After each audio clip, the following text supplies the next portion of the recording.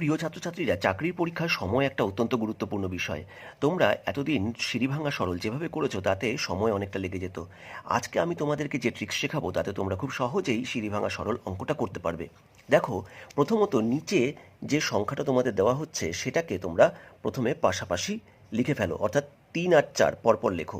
তারপরে এখানে 1 যতবার যোগ করতে বলা হচ্ছে ততবার এখানে এইভাবে লিখে ফেলো। এইবার এইগুলোকে মানে 3 আর 4 যোগ করে এখানে বসাবো 7, 7 আর 4 মানে পাশাপাশিগুলোকে যোগ করবো খালি। 7 আর 4 যোগ করলে 11, 11 আর 7 যোগ করলে 18, 18 আর 11 যোগ করলে 29। হয়ে গেল তোমার উত্তর। কি হবে? একদম শেষ যেটা হবে সেটা যাবে ওপরে এবং তার আগের সংখ্যাটা যাবে নিচে। এটাই তোমার উত্তর। কি ট্রিক্সটা ভালো লাগলো না? এই ধরনের কঠিন অঙ্ক, দেখতে কঠিন কিন্তু সহজ ট্রিক্সে খুব সহজে করার জন্য দেখতে থাকো আমার